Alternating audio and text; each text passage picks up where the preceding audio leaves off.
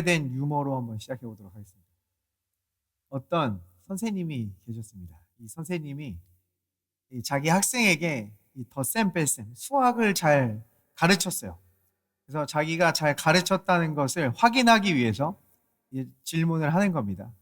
자, 너의 아버지의 지갑에 10만 원이 있어. 근데 너가 5만 원을 달라고 해. 그러면 아버지의 지갑에 얼마가 남겠니? 정답이 얼마입니까? 그래요. 5만 원입니다. 그래서 이 5만 원을 기대하고 있었어요. 근데 이 아이가 어떻게 대답합니까? 이 아이가 이렇게 대답하는 거예요. 아이가 말합니다. 10만 원이 남습니다.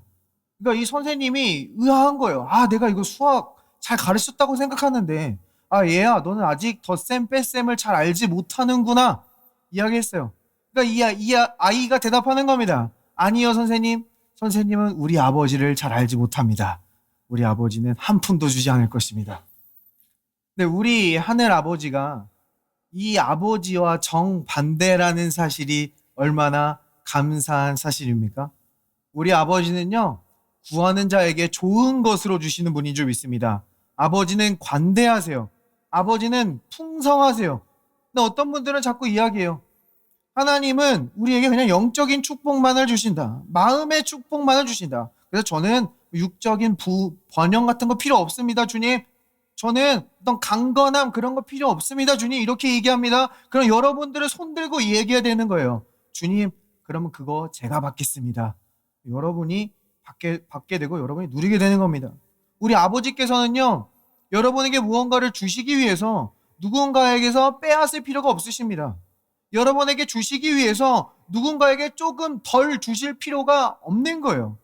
그래서 여러분은요, 교회에서 누군가 축복을 받는 것을 본다면 그것은 시기하고 질투해야 될 것이 아니라 여러분은 또 손들고 이야기해야 되는 겁니다. 주님, 다음은 제 차례입니다. 우리 주님은요, 충분히 여러분에게도 주실 수 있다라는 거예요. 구하는 자에게 좋은 것을 주십니다. 지금 또한 이 주님께서 이 사람에게 하는 것을 보고 우리 교회 안에서는 그것에 대한 믿음을 가질 수 있는 거예요. 아니, 하나님은 저렇게도 축복하시네. 아니, 하나님은 저렇게도 공급하시네. 오히려 우리의 믿음에 도움을 얻게 됩니다. 그래서 교회에서의 축복은 어떤 시기 질투의 대상이 아니라 다른 사람에게도 복이 되고 그 복은 또 다른 사람에게 복이 되는 선순환 구조를 갖게 되는 줄 믿습니다. 우리 아버지와의 관계에서도 마찬가지죠. 우리 예수 그리스도께서 보여주신 모습이 무엇이었습니까? 지금 이 땅에서 지친 모습으로 우물가에 앉아 계셨어요. 근데 주님은 거기서 더 지친 여인을 만나죠. 5번이나 이혼하고 지금도 자기 남편과 살지 않고 있는 여인을 만납니다. 근데 주님은 그 여인에게 생수의 강물을 채워주심으로 힘을 얻고 기쁨을 얻고 생기를 얻게 되는 것을 우리에게 보여주신다라는 거예요. 그러니까 주님은 오히려 우리에게 주시고 채워주심으로써 주님은 얻고 또 얻으시는 이 선순환 구조를 우리에게 보여주시는 줄 믿습니다. 그러면 여러분은 주님 앞에 나와 구하고 받으면 받을수록 주님은 채워지고 기뻐지고 더 충만케 된다라는 것을 우리에게 분명히 보여주고 있는 거예요. 그래서 여러분이 이 마지막 때에 여러분의 정체성이 그리스도의 신부인 교회가 확실하다면, 여러분이 그리스도의 몸된 지체가 확실하다면, 여러분이 이 마지막 때에 하나님의 영광을 드러내고 이 세상에 복이 되는 존재로 부르심을 받은 것 또한 확실한 줄 믿습니다. 우리 아버지께서는요, 이 마지막 때의 교회들이 더 큰 번영과 더 큰 영광으로 들어갈 것에 대한 분명한 약속을 우리에게 말해주고 있기 때문입니다. 우리 먼저 이 교회에 대한 그림을 한번 살펴볼게요. 교회에 대한 그림을 우리는 구약에서 먼저 살펴볼 수 있거든요. 이스라엘 백성들이 광야에서 진을 친 모습입니다. 이 스데반은 사도행전 7장에서 광야에서 하나님의 백성들의 그 모임을 보고 광야 교회다라고 말하는 것을 보게 돼요. 이 구약의 모습이 신약의 모습과 완전히 같다라는 것은 아니지만 이 구약의 진영을 통해서 우리는 신약의 교회의 그림자와 모형을 발견할 수가 있다라는 겁니다. 우리 이 다음 세대들도 있기 때문에 조금 쉽게 좀 그림으로 한번 풀어가 보도록 하겠습니다. 우리 진영의 모습을 한번 그림으로 한번 볼게요. 이 진영을 이 하늘에서 보면 마치 이런 모습과 같을 겁니다. 이 성막이 중심에 있고요. 동서남북으로 각각 세 지파씩 이 성막을 둘러싸고 진을 치고 있는 모습입니다. 근데 오른쪽 동쪽이 조금 더 길게 보이죠? 그 이유가 무엇입니까? 유다 지파의 인구가 가장 많기 때문입니다. 그러니까 지금 하늘에서 이 진영을 바라본다면 이것은 지금 어떤 모양으로 보이는 거예요? 십자가의 모양으로 보인다는 거예요. 이것이 하나님이 우리를 바라보시는 시선이라는 겁니다. 이 십자가에서 어떤 일이 이루어졌어요? 예수 그리스도께서 우리의 모든 죄를 끝내셨습니다. 예수 그리스도께서 우리의 모든 심판과 저주를 끝내셨어요. 하나님은 우리를 그 십자가 안에 있는 존재로 바라보신다라는 거예요. 그래서 구약에서 이 거짓 선지자 발람이 나오죠. 발람이 산 위에 올라가서 이스라엘 백성들을 저주하려고 했습니다. 그런데 차마 그의 입술에서 저주가 떨어지지 않았어요. 왜요? 그가 바라보고 있던 것은 십자가였기 때문이에요. 십자가에서 모든 저주는 끝났기 때문입니다. 발람은 축복만을 선포할 수밖에 없었던 줄 믿습니다. 이것이 지금 여러분의 상태라는 거예요. 자, 또한 성경에서는요, 4명의 말탄자를 우리에게 보여줍니다. 4명의 말탄자. 스가랴 6장, 요한계시록 6장에 나오는 그러한 본문이에요. 이 4명의 말탄자는 무엇을 나타냅니까? 이 마지막 때에 우리를 공격하는 악한 영의 세력을 우리에게 분명하게 보여주고 있는 거예요. 근데 하나님께서 이 예언을 왜 해놨냐? 마지막 때 너는 공격당할 것이다. 이렇게 두려워하라고 써놓은 게 아닙니다. 이러한 공격이 있지만 그 모든 것의 대비책 또한 교회 안에 남겨두신 줄 믿습니다. 자, 그래서 먼저 이 4명의 말탄자, 우리 또 다음 세들이 있으니까 그림으로 간략하게 보겠습니다. 지금 이렇게 4명의 말이 있죠? 이 4명의 말이 있는데 이것은 악한 영의 세력이라고 했어요. 근데 이 악한 영의 세력들이 이 말씀을 찾아보면요, 4명의 말이, 이 4말이 색깔도 다 다르고요. 그 말이 상징하는 의미도 다르고요. 말이 공격하는 방향도 다름을 우리에게 보여주고 있습니다. 자, 그럼 하나님께서 우리를 이것을 어떻게 대비하게 하셨던 겁니까? 자, 우리 이것을 이 교회의 그림인 성막의 그림과 한번 대비해서 한번 살펴보도록 하겠습니다. 자, 보면 여기 성막의 그림이 있습니다. 먼저 오른쪽에 흰말부터 한번 가볼게요. 이 흰색 말, 성경에서 흰말 탄자 보지 않았습니까? 흰말 탄자는 어떤 걸 상징합니까? 우리 주, 왕으로 오시는 우리 주 예수 그리스도를 상징하는 거예요. 근데 여기서는 예수님의 영을 말하는 게 아닙니다. 예수님을 모방하는, 예수님을 따라가는 거짓 교사들, 거짓 가르침들이 우리를 공격할 것을 말해주고 있는 거예요. 이것이 마지막 때에 일어나는 일입니다. 자, 그런데 이 흰말이 지금 어디로 들어옵니까? 동쪽입니다. 동쪽은 성막에 뭐예요? 성막에 입구가 있는 거예요. 그러니까 이 악한 영의 공격은요, 항상 이 입구로 흰 말로 시작된다는 것을 우리에게 보여주는 거예요. 사단이 우리에게 건강을 뺏어가고 번영을 뺏어가고 평안을 빼앗아 가기 전에 먼저 우리의 올바른 믿음을 빼앗아야만 한다는 거예요. 우리의 믿음을 빼앗지 않고는 그것을 빼앗아 갈 수가 없습니다. 그래서 자꾸 잘못된 가르침, 잘못된 교리를 듣게 함으로써 우리의 믿음을 공격한다는 거예요. 어떤 상황을 통해서, 사건을 통해서, 감정을 통해 말하죠. 너가 그리스도인이야? 너가 정말 의인이야? 너가 정말 구원받은 자야? 나 지금 상황 안 좋은데? 하나님 주무시고 계신 거 아니야? 하나님 너 못 보고 계신 거 아니야? 너 그 죄 때문에 하나님께서 너 건지시지 못하고 있는 거 아니야? 우리의 믿음을 흔들어 놓으려고 한다는 겁니다. 근데 그것에 대한 하나님의 해결책은 무엇입니까? 동쪽에 뭐가 있어요?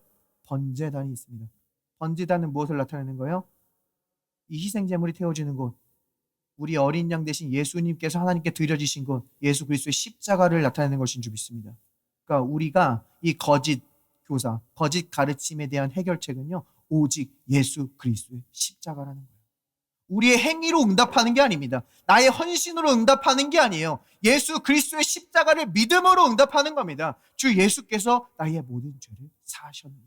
나는 그리스도 안에서 여전히 하나님의 의이다. 라는 것을 믿음으로 우리는 승리하는 것인 줄 믿습니다. 자, 이어서 공격이 줄줄이 어떻게 시작되냐? 이어서 성경은 붉은 말에 대해서 이야기하고 있습니다. 붉은 말은 뭐예요? 성경에서 전쟁의 영을 상징합니다. 다투고 싸우고 이간질하고. 이것은 제 해석이 아니라 나중에 이 스가랴 6장, 요한계시록 6장을 읽어보시면 자세히 나와 있습니다. 또 마태복음 24장 마지막 때에 대한 예언의 그 순서와도 지금 이 순서가 일치하는 것을 우리는 발견할 수가 있는 거예요. 이 붉은 말, 전쟁의 영입니다. 자, 그럼 이것은 어떻게 상대하게 되어 있습니까? 이 성소에 보면 서쪽에 뭐가 있어요? 서쪽에 분향단이 있습니다. 분향단은 무엇입니까? 분향단은 하늘로 올라가는 성도의 기도를 뜻하는 거예요. 우리는 다툼에 대해서, 분노에 대해서 기도로 대응하는 것인 줄 믿습니다. 저번 주 말씀 기억나시죠?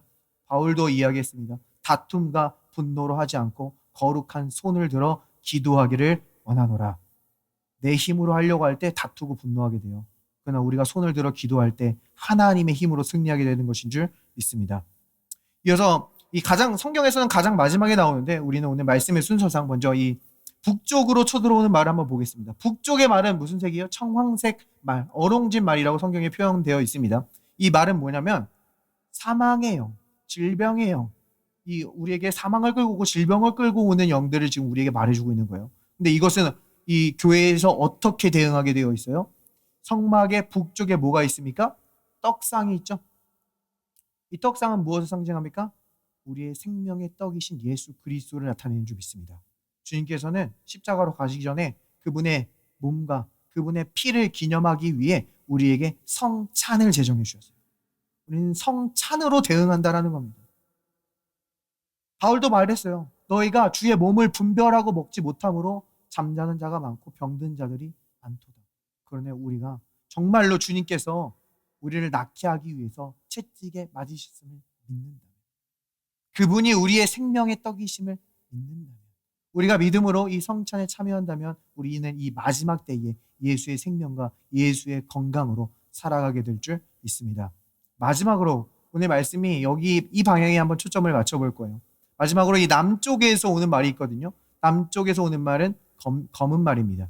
이 말은요 지금 저울을 들고 있죠. 이것은 기근의 영을 말하는 거예요.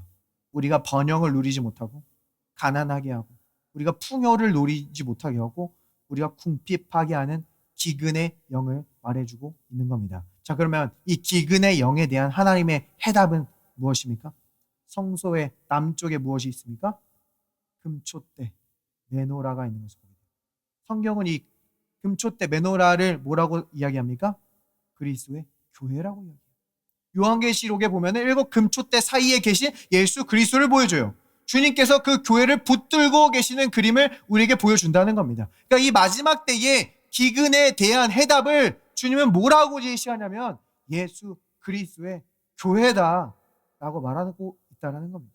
주님은요 교회를 나무 촛대로 보지 않으세요. 쇠 촛대로 보지 않으세요. 금 촛대로 보신다라는 겁니다. 주님은 우리를 부유하고 번영한 자들로 바라보신다라는 거예요. 자, 그러면 이 금초대의 역할이 이 성막에서 어떤 역할을 합니까? 성막에는요 창문이 없습니다. 그렇죠? 완전히 덮여 있어요. 그리고 다른 빛을 비추는 기구도 없어요. 그러니까 이 성막에서는요 온전히 이 금초대의 빛에 의존하게 되어 있다라는 겁니다. 성경에서는요 이 빛을 뭐라고 합니까? 계시의 상징이에요. 주의 말씀이 내 발의 등이요 내 길의 빛입니다. 그러니까 주님께서 마지막 때에요 우리를 번영으로 이끄시고 우리를 이 기근의 영에 상대하게 씻는 방법은요 교회를 통해서 우리에게 개인적인 계시를 주심으로 우리를 이끄시는 방법이다 라고 말씀하시는 것인 줄 믿습니다. 우리가 대표적으로 11조 뭡니까? 11조는 계시입니다. 계시가 있는 자들이 드리는 거예요. 계시가 없으면 드리면 안 됩니다. 괜히 내 의무로 드리고 율법으로 드렸다가 나중에 탈이 나는 거예요. 이걸로 내가 하나님을 한번 움직여 보겠다? 이렇게 했다가는 나중에 하나님 제가 이렇게 헌신했는데 하나님 왜 응답하지 않으십니까? 오히려 우리에게 탈이 나게 되어 있어요. 그런데 정말로 우리 히브리서의 말씀처럼 주님께서 다시 살아나셔서 그것을 받는다라고 믿는 자들은 지금 주님께서 죽으셨을 뿐만이 아니라 부활하셔서 살아 역사하시다고 믿고 그 계시가 있는 자들이 드리는 것이 11조인 줄 믿습니다. 자, 보면요 우리가 돈이라고 하는 것을 일반적으로 중립적으로 생각하잖아요. 그렇죠? 돈 자체는 선한 것도 아니고 돈 자체는 악한 것도 아니다. 어떤 측면에서 보면 맞아요. 근데 어떤 측면에서 보면 반만 맞는 겁니다. 왜냐하면 아담의 범죄로 인해서 이 세상에는 죄와 사망이 들어왔어요. 이 세상의 모든 것은 저주 아래 있고 사망 아래 있다는 거예요. 그래서 우리가 만지는 돈은요 이미 어디에선가 더럽혀진 돈이라는 겁니다. 우리에게 올 때 완전히 깨끗한 상태로 오는 돈은 없다는 거예요. 그런데 성경은 말하죠. 첫 열매가 거룩한 즉 나머지도 거룩하리라. 여러분이 예수님이 하신 일에 반응해서 첫 열매를 거룩하게 드릴 때 여러분의 그 나머지 모든 것 또한 거룩하게 구별되는 것인 줄 믿습니다. 거룩하게 구별되면요, 악이 만질 수 없어요. 저주가 만질 수 없어요. 이 세상의 경기 침체가 뺏어갈 수 없습니다. 왜냐하면 그것은 여러분들을 위해서 하나님의 특별한 목적으로 구별된 것이기 때문인 줄 믿습니다. 오늘도 우리가 주님의 임재 앞에 나왔습니다. 오늘도 우리 주님의 임재 앞에 나와서 이 마지막 때에 교회에게 하시는 음성을 우리가 세밀하게 들을 수 있었으면 좋겠어요. 우리가 혓바늘 해, 이 혀에 혓바늘 하나만 돋아도 어떻게 됩니까? 우리가 막 아프리카의 아이들을 생각하게 됩니까? 아니에요. 나 자신의 고통, 나 자신의 아픔에만 집중하게 되어 있어요. 우리가 궁핍해지면요, 이 친구에게 작은 선물 하나 나누는 것도 마음이 너무나 무거워집니다. 그러니까 주님은요, 누구보다도 여러분이 강건하길 원하신다는 거예요. 주님은 누구보다도 여러분이 번영하길 원하십니다. 그래서 마지막 때 여러분을 교회로 불러주셨다라는 거예요. 여러분이 교회의 정체성이 무엇인지 안다면 이 세상과 다르게 살아갈 겁니다. 여러분이 교회의 정체성이 무엇인지 안다면 여러분의 잠재력은 무한할 거예요. 여러분이 교회에게 주신 하나님의 약속이 무엇인지 안다면 여러분 이 세상보다 앞서 나갈 뿐만이 아니라 내 노력과 내 이름이 아니라 예수 그리스도의 이름을 높이는 영광스러운 자들로 사용받게 될 줄 믿습니다.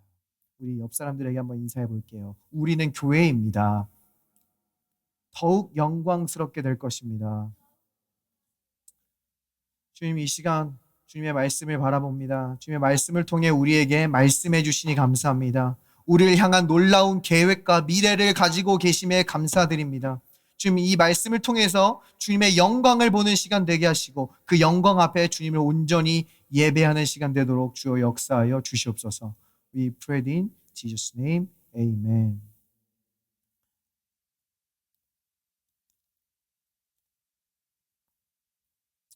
성경에 보면요, 이 마지막 때를 어떻게 표현하냐면 노아의 때와 같다라고 표현하는 것을 보게 돼요. 그 말은 무엇입니까? 지금 우리가 살고 있는 세상이 노아의 때처럼 보인다면 주님 오실 때가 다가왔다라고 지금 말해주고 있는 거예요. 그러면 이 노아의 때의 세상은 어땠습니까? 창세기 6장에 보면 이 노아의 때를 두 가지 단어로 표현해 주는 것을 보게 됩니다. 포악하고 부패했다. 이 포악이라는 히브리어 단어가 재미있어요. 우리가 많이 들었던 단어입니다. 무슨 단어입니까? 하마스라는 단어예요. 뉴스에서 많이 들어봤죠. 물론 다른 단어, 이건 아랍어고 이거는 히브리어인데 근데 셈족 어근이어서 같은 어근을 공유하고 있긴 합니다. 그 뜻이 이 폭력적이고 극악무도한이라는 그러한 의미를 가지고 있는 거예요. 이 세상이 점점 더 폭력적이 되고 자비가 없는 그런 세상이 될 것임을 우리에게 말해주고 있는 겁니다. 또한 이 부패했다, 이 말은요, 하나님이 세운 질서와 관계들이 완전히 무너지고 타락하고 있는 모습을 우리에게 보여주는 거예요. 너무나 쉽게 접하지 않습니까? 선을 악이라고 말하고 악을 선이라고 말하는 완전히 이렇게 무너진 질서들을 우리는 사실 이 세상에서 바라보고 있습니다. SNS에 들어가 보세요. 부패하고 타락하지 않은 것을 찾기가 더 힘들어요. 우리는 의도적으로 그것을 피해야만 합니다. 그 뜻은 뭐예요? 부패하고 타락한 것이 이 세상에 넘치고 있다라는 것을 우리에게 말해주고 있는 거예요. 그런데 성경은요, 노아의 때에 대해서 표현할 때 더 결정적인 표현을 우리에게 보여줍니다. 그게 무엇이냐면요, 사람들이 먹고 마시고 시집가고 장가가고 있다라고 말한다는 거예요. 그 말은 뭐예요? 그러니까 이 마지막 때가 마지막 때처럼 전혀 느껴지지 않을 거라는 겁니다. 영화에 나오는 것처럼 핵전쟁 이후에 완전히 황폐화가 돼서 누가 봐도 지금은 마지막이다, 누가 봐도 이제 이 세상은 끝났다라고 여기는 그런 환경이 아니라 이 세상이 점점 더 부패해지고 폭력적이 되고 막 타락을 해도 그냥 사람들은 그냥 이게 원래 세상이야, 세상은 원래 타락한 거고 세상은 원래 폭력적인 거야, 그냥 원래 그런 거야 라고 하면서 굉장히 평범하고 일상적인 나를 살아가게 된다는 것을 말해주는 거예요. 완전히 사람들이 어두움에 동화돼서 살아가고 있는 모습을 보여주고 있는 겁니다. 자, 그럼 이게 노아의 때에 그 세상의 모습이라면 노아의 때에 이 노아의 모습을 성경은 우리에게 어떻게 보여줍니까? 히브리서는요, 우리에게 단 한 구절로 이렇게 말하는 것을 보게 돼요. 믿음으로 노아는 아직 보이지 않는 일에 경고하심을 받아 경외함으로 방주를 준비하여 그 집을 구원하였으니 이로 말미암아 세상을 정죄하고 믿음을 따르는 의의 상속자가 되었느니라. 믿음으로예요. 믿음으로 경고하신 하나님의 말씀을 받았고요. 믿음으로 하나님을 경외했고요. 믿음으로 방주를 지어서 가족을 구원했습니다. 여기서 이 원문상 이 믿음으로가 이 모든 저를 지금 받고 있는 걸 말해주는 거예요. 여기서 노아가 세상을 정죄했다라고 말합니다. 이것이 지금 세상을 노아가 어떤 정죄하는 마음을 품었다. 야, 너네 왜 이렇게 무패했냐? 너네는 지금 하나님의 저주가 마땅하다. 이런 쓴뿌리를 가지고 살았다. 이런 말을 하고 있는 게 아니에요. 세상과 노아의 삶이 뚜렷하게 구분되었다라는 거예요. 완전한 차이를 보였다라는 거예요. 자, 요즘 월드컵 기간이지 않습니까? 그래서 제가 만약에 지금 손흥민 선수와 이강인 선수는 축구를 한다고 봐요. 자, 그럼 어떻게 됩니까? 실력의 차이가 뚜렷하게 나겠죠? 그럼 저는 어떻게 돼요? 스스로 정죄감을 느낄 겁니다. 다 이런 경험이 있지 않습니까? 저랑 실력 차이가 엄청난 사람들과 뭔가를 하고 있으면 그 사람이 뭐라고 하지 않는데 나 스스로 위축되고 정죄감을 느끼게 되는 겁니다. 왜냐하면 차이가 너무나 뚜렷하기 때문이에요. 마찬가지라는 거예요. 여러분은요, 마지막 때 믿음으로 살게 됨으로 말미암아 이 세상과 뚜렷한 차이를 보이게 될 줄 믿습니다. 왜냐하면 여러분은요, 방주를 소유하고 있기 때문이에요. 이 세상은요, 점점 어두워지면서 두려움으로 살아갈 거예요. 걱정과 염려로 살아갈 거예요. 근데 노아의 방주 안에는 누가 있었어요? 노아가 있었죠. 노아의 뜻은 무엇입니까? 안식입니다. 여러분, 안식이 있어요. 여러분에게는 평안이 있어요. 심지어 그 두려워하고 있는 사람들을 건져줄 수 있어요. 그 염려하고 있는 사람을 평안으로 초청할 수 있다고요. 왜요? 여러분은 방주를 가지고 있기 때문에. 그럼 여기서 말하는 이 방주가 우리에게 어떤 의미로 다가오는 겁니까? 우리가 얼마 전에 이 노아의 방주에 대한 이야기를 함께 나눴습니다. 이 노아의 방주 이야기가 하나님의 단지 심판을 나타내는 것이 아니라 어떤 이야기라고 나눴습니까? 하나님의 심판의 화살이 자기 자신을 향하게 하셨다라는 거예요. 우리가 받아야 될 그 모든 심판과 저주를 그 아들 독생자 예수가 담당하게 하신 예수 그리스도의 십자가를 예표한다라고 했습니다. 그래서 여기서 노아도 보면요, 노아가 마지막 때 혼자 선행을 해서 구원받은 게 아닙니다. 혼자 그의 행위가 온전해서 구원받은 게 아니에요. 여기서 노아를 뭐라고 불러요? 믿음을 따르는 의의 상속자예요. 노아는 하나님께서 자신을 건지실 것을 믿었다라는 겁니다. 실제로 그 심판을 감당한 게 뭐예요? 노아와 가족들이 아닙니다. 나무로 만든 방주가 그 홍수의 심판의 압력을 감당했다라는 거예요. 마찬가지로 우리 주 예수 그리스도가 나무 십자가로 가셔서 그 모든 심판과 저주를 감당하셨습니다. 예수께서 그 가시 면류관 쓰심으로 우리의 모든 스트레스와 그 저주의 압력을 감당하심으로 피땀 흘려 기도하신 줄 믿습니다. 우리는 단지 그것을 믿음으로 구원을 받게 되었다라는 것을 우리에게 분명하게 말해주고 있는 거예요. 자, 그러면 우리에게 이 방주는 뭐예요? 예수 그리스도입니다. 그럼 우리가 마지막 때에 방주를 짓는다라는 것은 뭐예요? 그리스도의 몸된 교회를 짓고 있는다라는 거예요. 교회는요, 어떤 장소가 아닙니다. 교회는 바로 여러분이에요. 여러분은 하나님의 성전이 되었다라고 이야기해요. 우리 성전이 된 자들이 함께 모여서 하나님을 예배하는 겁니다. 하나님이 이 마지막 때의 구원을 교회 안에 두셨어요. 그 말은 이 가나안 성도님들, 안나가 성도님들이 구원이 모두 취소된다, 이런 말을 하고 있는 게 아니죠. 예수님을 영접했다면 그 구원은 안전한 줄 믿습니다. 그런데 교회라는 것은요, 어떤 종교 생활을 하는 장소가 아니라 그리스도 예수 안에 있는 우리의 정체성이라는 거예요. 교회는 우리의 존재를 말해주고 있는 겁니다. 그래서 우리가 예수님을 영접했으면요, 다른 형제 자매들과 연결될 수밖에 없는 거예요. 다른 지체와 연결될 수밖에 없습니다. 그래서 바울은 얘기하기를 너희가 하나님이 거하시는 처소가 되기 위해서 그리스도 예수 안에서 함께 지어져 가는 거예요. 함께 지어져 가는 거예요. 여러분이 귀라면요, 여러분은 눈을 찾을 수밖에 없습니다. 여러분이 손이라면요, 여러분은 발을 찾을 수밖에 없게 되는 거예요. 아버지는요, 아들과 연결되게 되는 거예요. 함께 지어져 가는 거예요. 그래서 노아도 보면요, 세 아들의 아버지였습니다.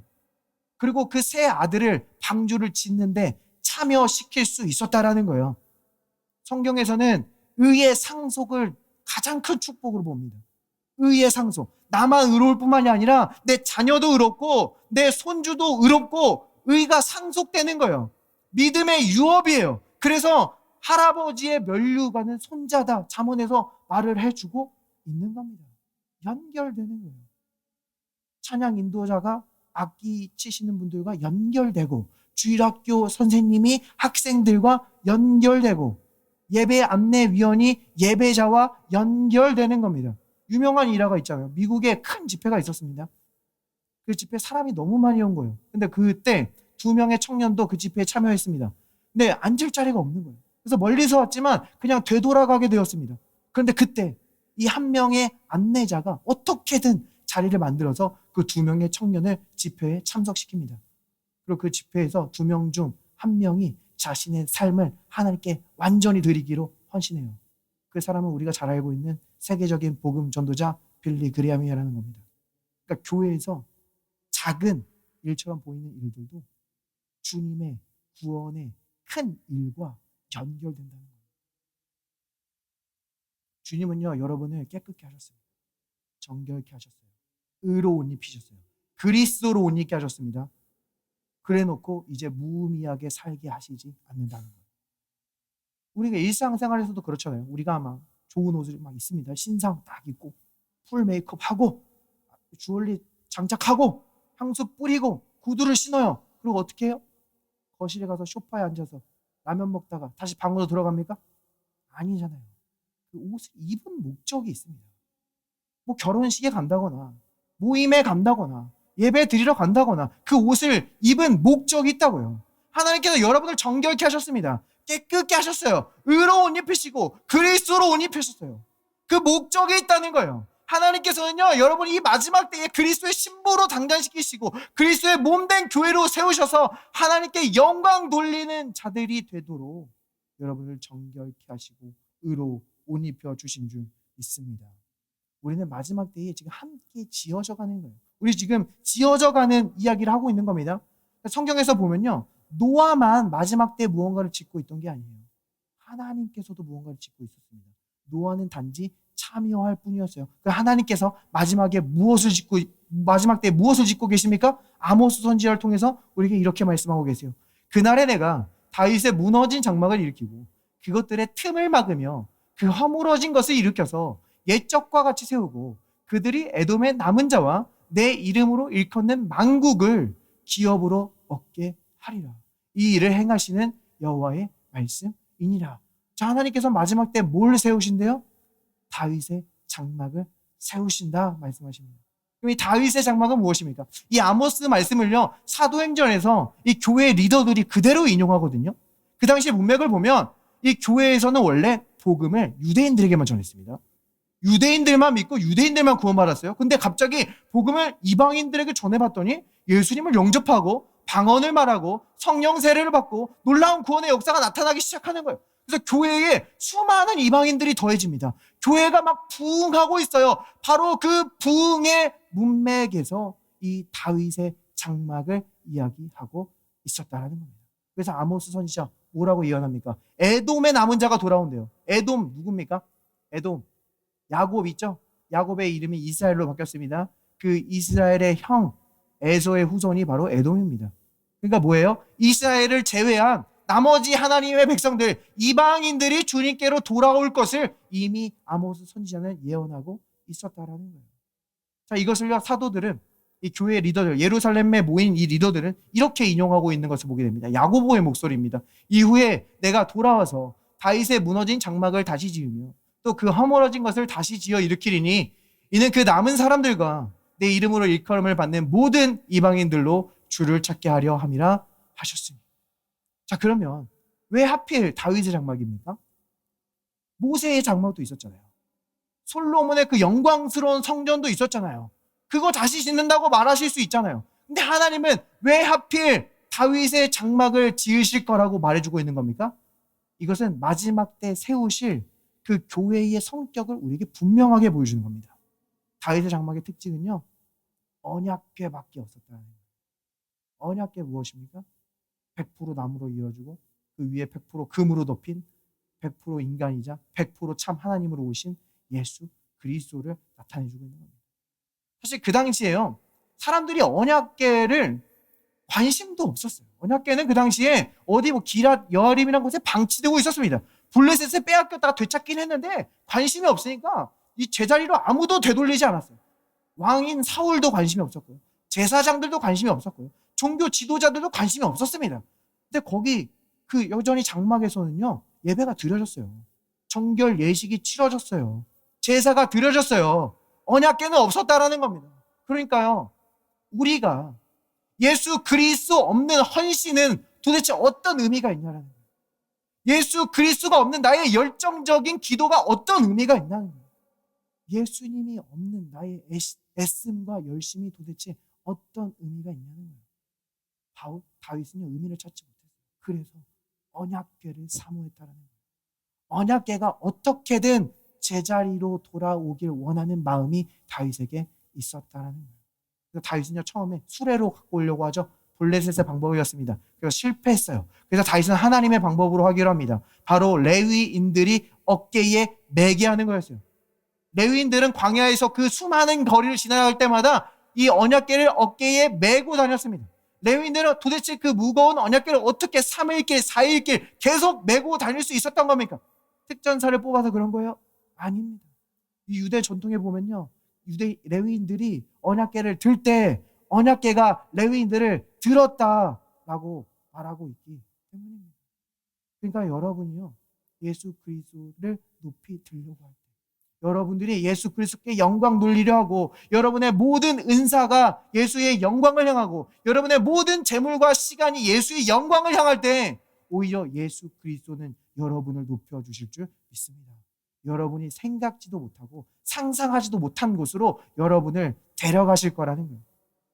또한 레위인들이 언약궤를 어깨에 매다 할 때 그 매다에 해당하는 그 히브리어 단어가 나사라는 단어거든요.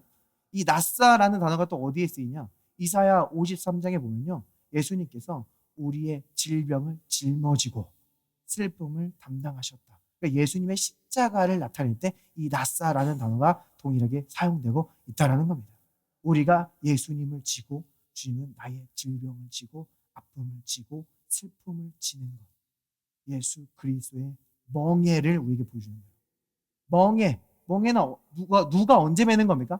소들이 매는 겁니다. 멍에는 이 숙련된 소와 어린 소를 목을 묶는 것을 멍에라고 해요. 그래서 이 어린 소가 숙련된 소를 따라다니면서 일을 배우도록 한 거예요. 그러니까 따지고 보면 일은 지금 다 누가 하는 거예요? 숙련된 소가 하는 거예요. 무게는 다 누가 지는 거예요? 숙련된 소가 지는 거예요. 예수님께서 그래서 말씀하시는 거예요. 내 멍에를 지고 내게 배우라. 내 멍에는 쉽고 가볍다. 왜요? 예수님이 모든 것을 하시기 때문에. 왜요? 예수님이 모든 짐을 짊어지시기 때문에. 그러면 여러분의 지금 어깨가 무겁다면요, 그것은 지금 예수님이 주신 게 아닐 수 있습니다. 그 걱정, 그 염려 내려놓기 원하시는 거예요. 하나님께 영광이 되길 원하는 그 부담도 내려놓기 원하시는 거예요. 왜냐하면 주님께서 하신 일을 믿고 안식하는 것이 그분께 영광 돌리는 최고의 방법이기 때문인 줄 믿습니다.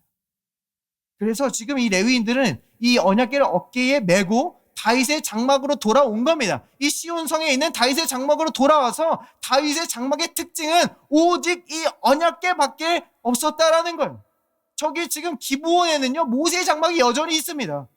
정결 예식이 있고요, 그 복잡한 절차가 있고요, 율법이 있습니다. 그곳에서 언약궤 어떻게 나아갑니까? 못 나가요. 언약궤 나아가기 위해서는 대속죄 1년에 딱 한 번 대제사장만 엄격하게 율법을 다 지키고 흠이 없을 때만 한 번 나갑니다. 나가다가 흠이 있으면 죽는 거예요. 이것은요, 나갈 길이 없다는 것을 우리에게 보여주는 거예요. 그러니까 그때는 나아가면 나아갈수록 죽게 되는 겁니다. 이것이 율법 아래의 삶을 말해주고 있는 거예요. 우리가 율법을 지켜서, 내가 순종해서 계명을 지켜서 하나님께 나아가려고 한다? 그만큼 죽기 쉬운 길은 없다라는 겁니다. 왜요? 우리가 율법을 1000개를 지켰어도 율법 하나를 어기면 율법의 모든 저주 아래에 있게 되는 것이기 때문이에요. 이 길은 살라고 주신 길이 아니에요. 우리는 살 수 없고 구원자가 필요하다는 것을 알게 하기 위해 주신 길인 줄 믿습니다. 그래서 우리가 내 의와 내 성취에 집중하면서 살아갈 때 사람들과의 관계뿐만이 아니라 하나님과의 관계 속에서도 가까이 나아갈 수가 없어요. 왜요? 가까이 보면 내 추악한 모든 것이 드러나기 때문입니다. 멀리서 봐야 그나마 괜찮아 보여요. 사람들과의 관계도 피상적으로 머물게 돼요. 가까이 갔다가 나의 추악함이 드러나서 그 사람이 나를 정죄하거나 싫어해질까봐 두려운 마음이 찾아오기 때문이에요. 그러나 다윗의 장막은 어떠합니까? 오직 언약궤. 어떠한 제한도 없습니다. 넘어진 자든 일어선 자든 나아갈 수 있는 거예요. 실패한 자든 성공한 자든 나아갈 수 있는 거예요. 지금 막 넘어진 자든 지금 막 일어난 자든 언제든지 나아갈 수 있는 겁니다. 이것은 마치 주님께서 십자가로 열어주신 새로운 살 길과 같은 거예요. 히브리서는 왜 이것을 살 길이라고 이야기하는 겁니까?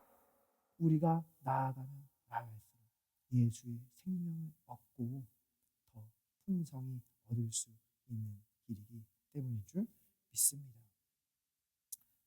그런데 우리가 주의해야 될 게 있어요. 예수님은 말하죠. 수고하고 무거운 짐진 자들아 다 내게로 오라. 내가 너를 쉬게 하리라. 온전한 자들이 아니에요. 잘 해내고 있는 자들이 아니에요. 수고하고 있는 자들. 무거운 짐진 자들에게 지금 내게로 나오라 라고 말하고 있는 거예요. 그 길이 바로 살 길이라는 거예요. 근데 여전히 우리가 기억해야 될 것은 두 종류의 장막이 있다는 겁니다. 다윗의 장막이 그때 세워져 있을 때 기브온에는 여전히 모세의 장막 또한 세워져 있었다라는 거예요. 그러니까 하나님께서는요, 마지막 때 우리가 하나님을 예배하는 두 가지 방법이 있을 것을 우리에게 말해주고 있는 겁니다.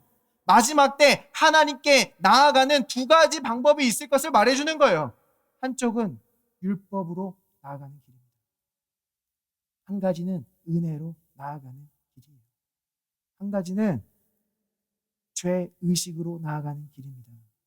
한 가지는 죄 용서를 의식함으로 나아가는 길이에요. 한 가지는 내가 순종하면 축복하고 내가 불순종하면 저주를 선포하는 길입니다. 한 가지는 예수의 순종으로 말미암아 나에게 온전히 축복이 선포되는 길이었다는 거예요. 온전히 축복이 선포되는 길. 그래서 다윗의 장막을 보면요, 이곳에서 예배를 드리고 나서 다윗은 축복만을 선포합니다. 요구하지 않아요. 저주하지 않아요. 축복만을 선포합니다. 근데 이때 다윗이요, 왕의 옷이 아니라 제사장의 옷을 입습니다. 왕이자 제사장. 누구를 기억나게 합니까? 멜기세덱. 살렘의 왕이자 영원한 반차를 따르는 멜기세덱. 레위 제사장들은요, 순종하면 축복, 불순종하면 저주를 선포해요. 멜기세덱은 아브라함에게 축복만을 선포했다는 거예요. 그래서 아모스가요, 이 다윗의 장막을 예언할 때 거기에 저주는 없습니다. 온전히 축복만을 선포하고 끝내는 줄 믿습니다. 그래서 다윗의 장막 바로 뒤에 이어서 이 아모스는요, 이러한 축복의 말씀으로 이 예언을 마치는 것을 보게 돼요. 여호와의 말씀이니라. 보라, 날이 이를지라. 그때에 파종하는 자가 곡식 추수하는 자의 뒤를 이으며 포도를 밟는 자가 씨 뿌리는 자의 뒤를 이으며 산들은 담포도주를 흘리며 작은 산들은 녹으리라. 지금 이게 어떻게 말이 되는 겁니까? 씨 뿌리는 자가 어떻게 추수하는 자를 따라잡는 거예요? 추수하는 계절과 씨 뿌리는 계절은 완전히 떨어져 있습니다. 상식적으로 불가능해요. 포도를 밟는 자들은 뭐예요? 포도를 추수해서 포도주를 만들기 위해서 밟고 있는 겁니다. 그러니까 지금 추수하는 자들도 씨 뿌리는 자들을 따라잡게 된대요. 어떻게 하면 그럴 수 있어요? 추수가 너무 많아서 추수를 끝내기도 전에 씨 뿌리는 계절이 찾아오게 되는 겁니다. 추수가 너무 많아서 추수하는 사람들이 씨 뿌리는 자들을 따라잡게 되는 거예요. 그러니까 이것은요, 풍성한 축복, 지속적인 축복을 우리에게 이야기하고 있다는 겁니다. 우리 육신의 본성은 뭐예요? 하나님께 한 번 축복받으면 어떻게 돼요? 이제 자중해야 돼. 너 그때 하나님이 한번 열어주셨지? 이제 좀 견뎌야지 너도. 너 그때 하나님이 축복하셨어. 관계 회복하셨어. 축복 주셨잖아.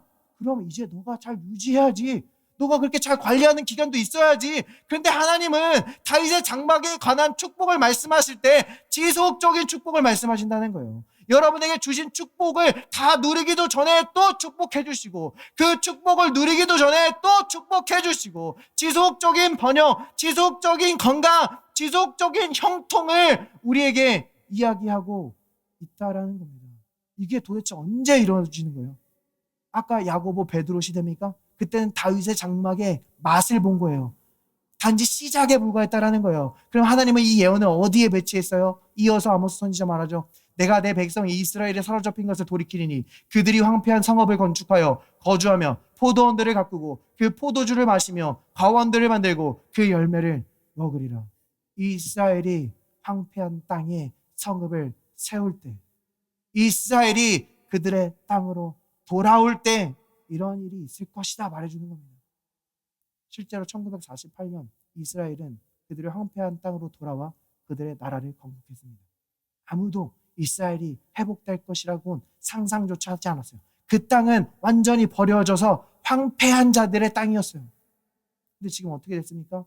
100년도 채 되지 않은 이스라엘에서 그들의 주요 작물, 대추, 야자, 아보가토 같은 그들의 열매가 어떻게 돼요? 그들이 과원을 만들고 열매를 먹으리라 말씀하셨잖아요. 유럽으로 수출한 주요 작물이 되었다라는 겁니다.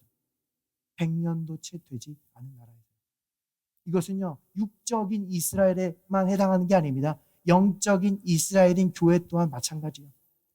사실 이스라엘이 회복되기 전에 그 해석의 역사를 좀 찾아보면 교회들은 이 마지막 때에 대해서 좀 헷갈려하고 있었습니다. 큰 확신이 없었어요. 이 마지막 때에 대한 예언은 무엇인가? 교회에 대한 예언은 무엇인가? 그런데 교회들은 보기 시작했습니다. 하나님께서 이스라엘을 회복하시는 것을 보기 시작했습니다. 그리고 믿음으로 일어나기 시작하는 거예요. 하나님 먼저 준비해 주신 것도 있지만 교회들이 믿음으로 일어나기 시작하자 세계적인 복음 전도자들이 탄생하기 시작하고 대형 집회들이 생기기 시작하고 라디오 설교, 방송 설교, 심지어 코로나도 막을 수 없는 유튜브로도 설교하기 시작하고 그 질병 또한 복음이 전해지고 교회가 세워지는 것을 막을 수 없었던 줄 믿습니다. 지금 중동 상황이 아무리 복잡해도요. 지금 그 이스라엘 유대인들 그들은 예수님을 안 믿거든요. 아직 메시아가 안 왔다고 믿습니다. 근데 그들이 예수 그리스도를 나의 구주로 영접하는 고백과 간증들이 쏟아져 나온다는 거예요. 그 이슬람의 그 강한 정권 아래서 억압받던 사람들이 그 정권에서 자유롭게 되어서 예수 그리스도를 평강의 왕이다 라고 고백하는 일들이 쏟아져 나오고 있다라는 거예요. 복음은 가속화되고 있다라는 거예요. 하나님의 시간표를 볼 수 있어야 돼요. 자, 그런데 이때 하나님께서 이들의 장면을 어떻게 보여줍니까? 산들이 포도주를 흘리는 장면을 보여줘요. 포도주가 지금 완전히 산을 덮고 있는 장면입니다. 성경에서 포도주가 뭐예요? 예수 그리스도의 보혈을 상징합니다. 이 마지막 때 전해질 메시지는요, 예수 그리스도의 보혈이라는 거예요. 예수 그리스도의 보혈로 인한 죄 사함이라는 거예요. 예수 그리스도의 보혈 때문에 죄가 그 지속적인 축복을 막을 수 없는 겁니다. 저주가 막을 수 없고 원수가 막을 수가 없는 거예요. 또 이 마지막 때에 노아, 이 방주를 짓고 있는 노아를 베드로는 뭐라고 이야기하는지 아십니까? 의를 전파하는 자예요. 이 마지막 때의 죄 용서함과 의를 전파하는 교회를 통해서 하나님은 부흥을 더욱더 가속화시키실 줄 믿습니다. 그런데 우리가 마지막으로 우리가 이 믿음에 대한 오해를 좀 풀고 갔으면 좋겠어요. 이 모든 약속에 우리가 믿음으로 접근하는 거거든요. 근데 이 마지막 때에 믿음이 오용되는 것들을 보게 됩니다. 세상에서도 믿음을 사용해요. 그렇죠? 끌어당김의 법칙, 긍정의 힘, 상상력의 힘, 자신들도 믿음을 사용합니다. 자, 근데 성경에서요, 특별히 신약 성경을 보면요, 믿음은 은혜와 같이 등장하는 것을 우리에게 보여줘요. 믿음이 은혜와 같이 등장합니다. 자, 은혜는 무엇입니까? 하나님이 한 일이에요. 우리는 자격이 없지만, 값을 지불할 수도 없지만 자격 없는 자들에게 거저 주시는 것이 은혜입니다. 그럼 믿음은 뭐예요? 우리가 계속해서 나눴죠? 하나님께 받는 손이라는 거예요. 그러니까 믿음이라는 것은 하나님이 은혜를 주실 때 그것을 받는 거라는 거예요. 그래서 사도 바울은요, 로마서에서 이렇게 말하고 있는 것을 보게 돼요. 또한 그리스도로 말미암아 우리가 서 있는 이 은혜에 믿음으로 들어감을 얻었고 하나님의 영광을 바라며 기뻐한다. 자, 은혜에 뭘로 접근하게 되는 겁니까? 은혜에 뭘로 접근해요? 믿음으로 접근한다. 은혜에 믿음으로 접근하고 믿음으로 그 은혜에 서 있고 믿음으로 하나님의 영광과 소망이 나타날 것을 기대한다는 거예요. 여기뿐만이 아닙니다. 4장 12절에서도 16절에서 이렇게 얘기해요. 그러므로 상속자가 되는 그것이 은혜에 속하기 위하여 믿음으로 되나니 이는 그 약속을 그 모든 후손에게 굳게 하려 하십니다. 상속자가 되는 것은 은혜에 속해 있습니다. 그리고 그 은혜는 어떻게 접근한다고요? 믿음으로 접근한다. 상속을 우리가 은혜로 받기 위해서 하나님께서 우리가 온전히 믿음으로만 받게 하셨다. 행위가 아니라 온전히 믿음으로만 받게 하셨다. 그래서 에베소서 2장 8절에서 우리가 구원을 어떻게 받는다라고 이야기해요.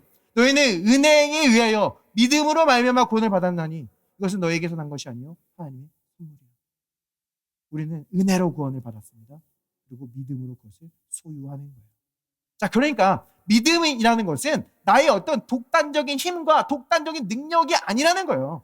내가 무언가를 끌어당기는 게 아닙니다. 하나님께서 은혜를 주실 때 그것을 받는 게 믿음이라는 거예요. 그래서 상상력의 힘, 내가 막 뭔가를 상상하고 내가 보는 게 아닙니다.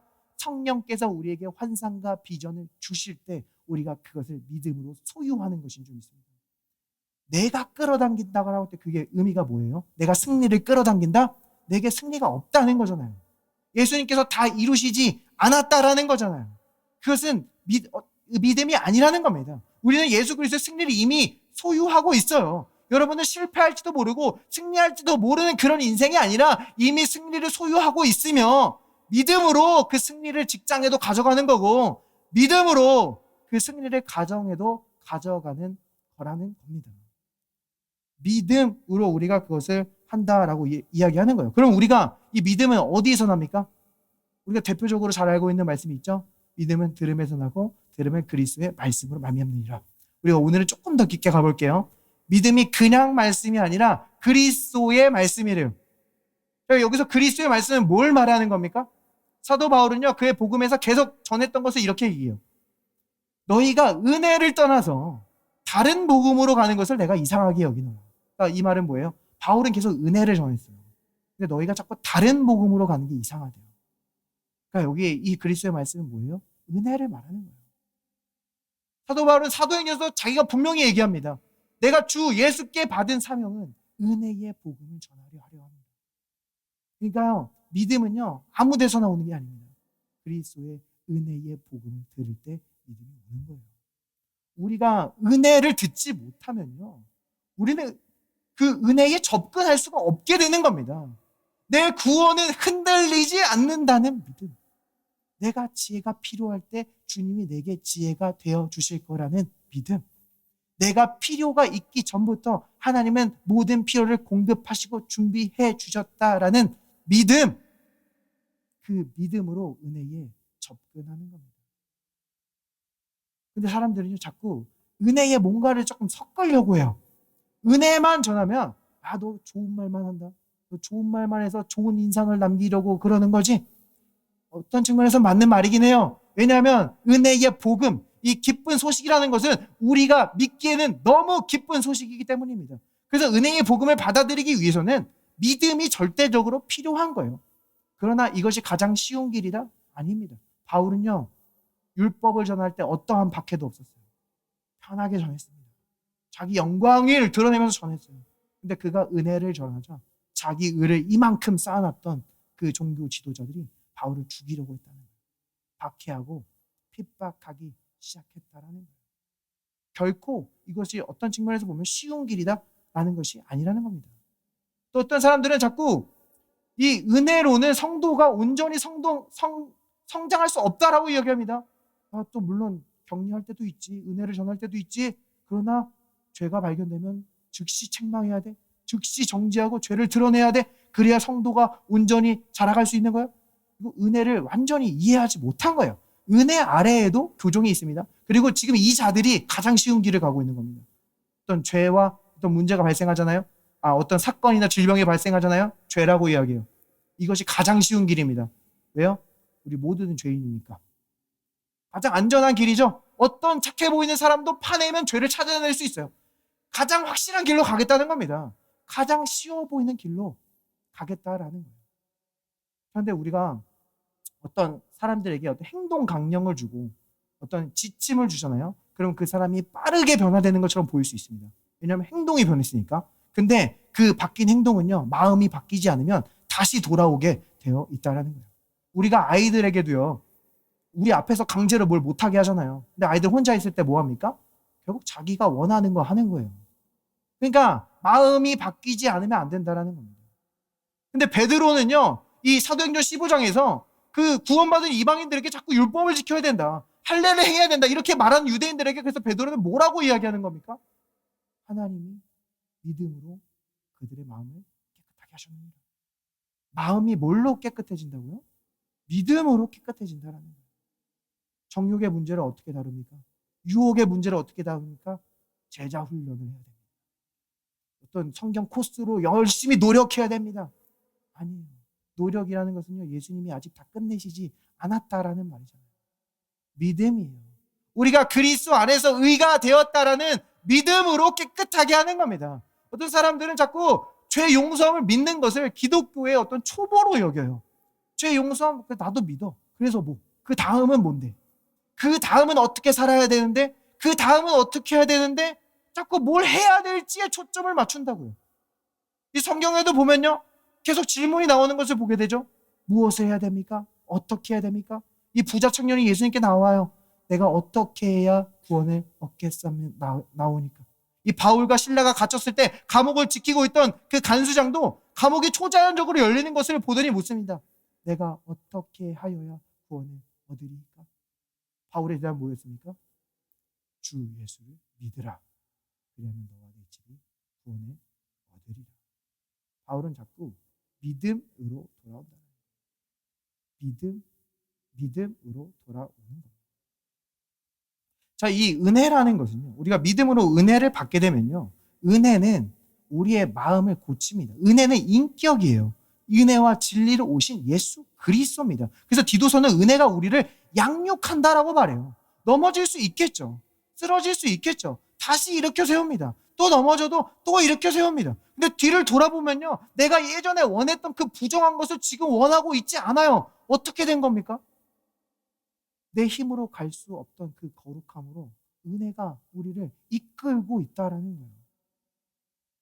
우리가 실제적인 유혹을 마주할 수 있습니다. 삶 속에서 너는 이 정욕에 굴복하라, 이 정욕에 굴복하라. 근데 우리 안에서 막 누가 말하는 것처럼 느껴질 수 있어요. 너는 이 세상에 혼자야. 아무도 너의 삶을 신경 쓰지 않아. 너는 이기적이 돼야 돼. 너가 너를 돌봐야 돼. 이런 목소리를 들을 수 있어요. 성경은 뭐라고 말합니까? 그것은 죽은 목소리라고 말해요. 우리는 이 죄에 대해서 죽은 자로 여기라고 말해요. 우리는 죽은 목소리를 붙잡고 싸우는 게 아닙니다. 우리는 죽은 목소리를 붙잡고 부르짖는 게 아니에요. 우리가 정말로 예수 그리스도의 십자가에서 나의 옛 자아가 죽었다고 믿는다면 그 사단이 여전히 살아있다고 속이는 그 거짓 음성을 무시하고 우리의 참된 정체성이신 예수 그리스도께 집중할 때 우리는 이미 얻은 승리를 살아내게 될 줄 믿습니다. 또한 이 은혜는요, 마음만을 바꾸지 않습니다. 우리의 관계를 세운다는 거예요. 인격이기 때문입니다. 오늘 우리 여러분은요, 언제든지 주님께 나아갈 수 있죠. 자유롭습니다. 특별한 종교적인 시간이 아니어도 돼요. 출근길에, 퇴근길에, 휴식할 때 언제나 주님께 나아가 여러분의 이야기를 이야기할 수 있어요. 하나님은요, 다음날 응답하십니다. 또 여러분이 무언가를 아뢰요. 1시간 뒤에 응답하십니다. 이것은요, 개인적으로 얽힌 친밀한 관계를 이야기하는 거예요. 여러분 하나님을 알게 되는 겁니다. 그러면 누가 와서 여러분에게 하나님이 진짜라고 증명해 줄 필요가 없어요. 여러분 하나님을 알고 있기 때문입니다. 내 어떤 과도한 봉사 경쟁으로 나를 증명할 필요도 없어요. 내가 어떤 성경 지식으로 나의 경건함을 드러내려고 할 필요도 없어요. 여러분은 이미 자유케 된 자들이고 이미 하나님을 알고 있는 것만으로도 여러분은 충분하기 때문입니다. 근데 이 관계가 없는 사람들이 자꾸 원리나 단계를 원하죠. 내가 그래서 집으로 가지고 갈 5가지 원리는 무엇입니까? 이 유혹을 이기는 3가지 단계는 무엇입니까? 하나님과의 관계가 없기 때문이에요. 주님을 제대로 알지 못하기 때문입니다. 그래서 단지 그 단계를 행함으로 거기서 오는 일시적인 안정감을 얻으려고 하는 거예요. 세상도요, 믿음의 원리를 빼가잖아요. 상상력의 힘, 끌어당김의 법칙. 그러나 그것은 작동하지 않아요. 믿음은요, 은혜에 접근하기 위해 디자인된 겁니다. 우리 주 예수 그리스도의 은혜를 모르면요, 이 믿음을 사용할 수 없다라는 거예요. 그들은 믿음으로 자꾸 다른 것을 얻으려고 하죠. 왜요? 믿음으로 예수님을 얻으면 어떻게 되는지 알지 못하기 때문입니다. 불안으로 계속 원리를 만들어내요. 단계를 만들어내요. 그러나 그것은 작동하지 않습니다. 인격이신 예수님과 그 원리가 분리되었기 때문이에요. 여러분은요, 믿음으로 은혜에 접근하세요. 믿음으로 인격이신 예수님께 접근하세요. 우리가 물에 뛰어들게 되면 옷이 젖게 되듯이 여러분이 믿음으로 예수님께 뛰어들면 여러분의 모든 필요는 그분의 충만함으로 젖게 될 줄 믿습니다. 말씀을 마무리할게요. 성경에 보면요, 이 첫 번째 성전이 무너지고 나서 다시 두 번째 성전을 짓고 있는 이 이스라엘 백성들을 위로하는 말이 있습니다. 학개의 선지자는요, 그 황폐해진 땅에 다시 성전을 짓고 있는 백성들에게 이렇게 위로해요. 그런데 이 말은요, 단지 그들을 향할 뿐만이 아니라 지금 우리를 향하고 있습니다. 학개 선지자는 이렇게 선포합니다. 또한 모든 나라를 진동시킬 것이며 모든 나라의 보배가 이르리니 내가 이 성전의 영광이 충만하게 하리라. 만군의 여호와의 말이니라. 은도 내 것이요 금도 내 것이니라. 만군의 여호와의 말이니라. 이 성전의 나중 영광이 이전 영광보다 크리라. 만군의 여호와의 말이니라. 내가 이곳에 평강을 주리라. 만군의 여호와의 말이니라. 지금 이스라엘 백성들의 이 상황을 보면요, 이 두 번째 성전은요, 솔로몬의 그 성전과 비교했을 때 너무나 초라했습니다. 그 황금의 양, 그 크기, 모든 것에 비해서 초라했어요. 그래서 장로들은요, 이 성전을 보고 울었습니다. 너무 초라했기 때문이에요. 그 당시 그들은요, 충분한 힘도 없었고요, 충분한 돈도 없었고요, 그들의 국제 정세도 좋지 않았습니다. 하나님의 이 말씀이 선포될 때 이게 진짜 가능한 말일까? 이게 정말 이루어지는 말일까? 의문이 들 수 없는 밖에 없는 그런 상황이었다라는 말이에요. 근데 지금 여기서 하나님이 뭐라고 말합니까? 반복되어지는 말이 있어요. 나는 만군의 여호와니라. 만군의 여호와의 말이니라. 야훼 체바오트. 이것이 무슨 뜻입니까? 하늘과 땅 모든 군사 위에 절대 주권자라 라는 뜻이에요. 너희는 할 수 없을지 모른다. 너희는 어떻게 할지 모른다. 근데 내가 할 것이다. 내가 하늘과 땅의 모든 주권자다. 금도 내 것이고 은도 내 것이다. 이 세상의 모든 재물과 자원은 하나님의 목적 아래에 있다라는 거예요. 잠언에 보면 악인의 재물을 의인을 위해 쌓인다라고 말하고 있어요. 하나님은요, 이 마지막 때에 모든 것을 진동케 하시고 모든 것을 흔드셔서 그 하나님의 백성들과 하나님의 자원이 다시 하나님의 집으로 돌아오게 하실 수 있는 줄 믿습니다. 그러므로 선포하는 거예요. 너희의 나중 영광이 이전 영광보다 더욱 크리라. 사실 이 두 번째 성전은요, 초라했어요. 그런데 왜 영광이 더 큰 줄 아십니까? 예수님께서 이 땅에 직접 오셔서 그 언약궤의 실체이신 예수님께서 직접 오셔서 그 성전에 들어가셨기 때문이에요. 그러니까 이것은 단지 물질의 크기를 말하는 것이 아니라 임재의 크기를 말하고 있는 겁니다. 근데 그 하나님의 임재가 이제 하나님의 성전된 여러분에게 영원히 거하시겠다라는 거예요. 여러분을 그리스도의 몸된 교회가 되게 하셨다라는 겁니다. 그래서 하나님이 선포합니다. 너희의 나중 영광이 이전 영광보다 더욱 크리라. 예수님께서도 말씀하셨죠. 너희는 내가 한 일보다 더 큰 일을 하리라. 어떻게 그럽니까? 실제로 나타났죠. 베드로의 그림자가 병든 자를 치료합니다. 바울의 손수건이 귀신 들린 자를 내쫓습니다. 예수님이 이 땅에 계셨을 때는 보여주시지 않은 일이었습니다. 예수님이 올라가시고 우리에게 성령을 보내시고 나서 우리가 더 큰 일을 기대하게 하셨다는 거예요. 더 큰 영광을 기대하게 하셨다는 거예요. 이것이 은혜의 복음입니다. 이것을 전하는 이유가 무엇입니까? 우리가 은혜를 들어야 그 은혜에 접근할 수 있는 믿음이 오기 때문이에요. 마지막으로요, 베드로는요, 우리에게 이렇게 선포합니다. 주 예수께서 가져다 주실 은혜를 온전히 바랄지어다. 요점은 이거예요. 가져다 주실 은혜입니다. 이 말은 뭐네요? 여러분이 받을 은혜가 아직 남아있다라는 거예요. 가져다 주실 은혜가 아직 많이 남아있다라는 거예요. 그러므로 믿음으로 은혜에 접근하세요. 믿음으로 예수 그리스도께 접근하세요. 마지막 때에 우리가 예수를 따르게 하시는 것은 작은 나를 벗어나 더 큰 영광과 더 큰 목적을 위해 살게 하려 하심인 줄 믿습니다. 여러분의 믿음이 일어나게 하세요. 예수 그리스도를 위해 빛을 비출 때인 줄 믿습니다. 이 좋은 예수 그리스도를 아직 영접하지 않으신 분이 있다면 저와 함께 기도할게요. 예수님, 저의 모든 죄를 사하시고 주님의 보혈로 덮으시고 의를 전파하게 하신 감사합니다. 이 마지막 때에 우리를 통해 드러날 지속적인 영광과 지속적인 번영과 지속적인 풍요를 경험할 수 있도록 우리의 믿음을 인도하여 주시옵소서. We pray in Jesus' name. 아멘. 이 시간 그레이스하우스에게 모든 하나님의 축복이 선포합니다. 주는 이 땅 위에 지존하시고 모든 신들 위에 신이시오니 주여 이들을 굽어 살피사 이들의 영혼을 건지시고 이들에게 하나님의 구원을 뿌리시고 하나님의 기쁨을 뿌리셔서 주 예수 그리스도의 이름으로 말미암아 기뻐하는 한 주 될 수 있도록 주여 축복하여 주시옵소서. 이들을 통해 드러난 하나님의 영광을 보고 그 예수 그리스도의 깃발을 보고 만국이 열방이 주님께로 돌아오는 인생 되도록 주님 역사하여 주시옵소서. We pray in Jesus' name. Amen. Praise the Lord.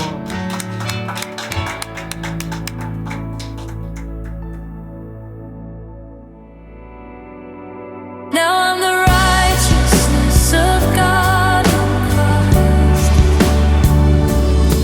Now I am living in the grace house.